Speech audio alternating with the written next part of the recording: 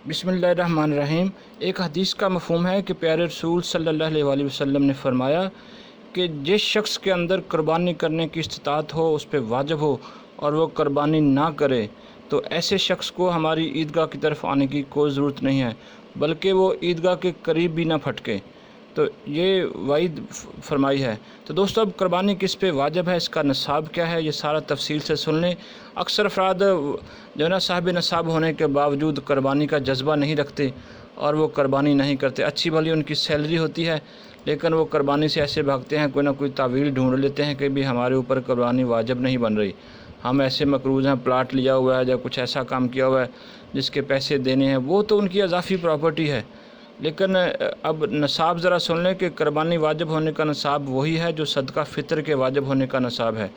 यानी जो शख्स आकल बालग मुकीम मुसलमान मर्द या औरत, ठीक है, ये और उसकी मलकियत में 52.5 तोले चांदी या 7.5 तोले सोना मौजूद है, तो और उसके पास माल असबाब उसकी ज़रूरत से ज़्यादा हैं, ठीक है जी, नकदी की सूरत में मौजूद हैं या किसी और शक्ल में माल तिजारत की शक्ल में मौजूद हैं, तो ऐसे शख्स को कुर्बानी करनी चाहिए।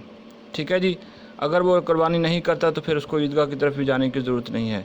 नंबर 2, अब कुर्बानी के लिए ज़रूरी नहीं है कि सिर्फ़ घर का सरबराह ही कुर्बानी करे। अगर घर के दूसरे अफराद भी साहिब इस्तिताअत हैं, जैसे अक्सर मियाँ बीवी डॉक्टर्स हैं, जब जॉब करते हैं तो वो अच्छी वाली सैलरी ले रहे हैं, जब बिज़नेस में हैं तो सारे इस्तिताअत के काबिल हैं, तो हर बंदे की अपनी कुर्बानी होनी चाहिए। ये नहीं कि घर का एक फ़र्द अदा कर दे तो उसकी कुर्बानी होगी। तो मसला भी बिल्कुल ऐसे ही है जैसे अगर किसी का खामद नमाज़ पढ़ लेता है तो उसके पढ़ने से बीवी की नमाज़ नहीं हो जाएगी जब तक वो ख़ुद अदा नहीं करेगी। इसी तरह अगर किसी का बेटा नमाज़ अदा कर लेता है तो उसके फ़ादर की नमाज़ नहीं हो जाती, ठीक है जी, उसको अदा करने से ही होगी। तो इसी तरह अगर एक घर का फ़र्द साहिब इस्तिताअत है और दूसरा भी है, तो एक बंदे के कुर्बानी करने की दूसरे की कुर्बानी नहीं होगी। इसलिए जितने भी काबिल इस्तिताअत लोग हैं उन सब को कुर्बानी करना वाजिब है।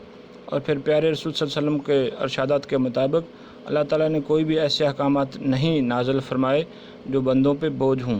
जब आप साहिब इस्तिताअत हैं तब ही आप पे कुर्बानी जो है ना वाजिब है, और इसके अलावा जो कुर्बानी के काबिल नहीं अफराद उन पे ये वाजिब भी नहीं है।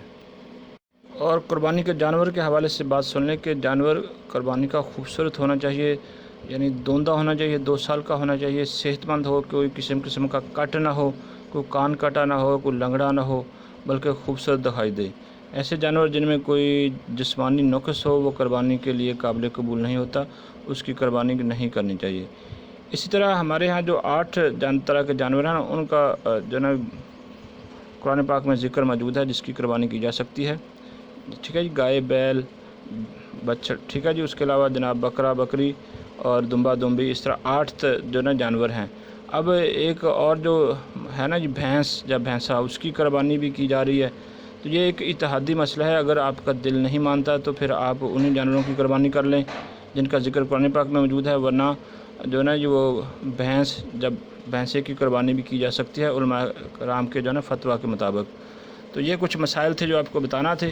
तो अल्लाह ताला हमारी कुर्बानी को कबूल फ़रमाए, और जो हज आ रहा है और उसमें हमारे लिए भी दुआ करें। तो 8-10 दिन बाकी हैं। जो लोग साहिब इस्तिताअत हैं वो ज़रूर कुर्बानी का जानवर ख़रीद लें।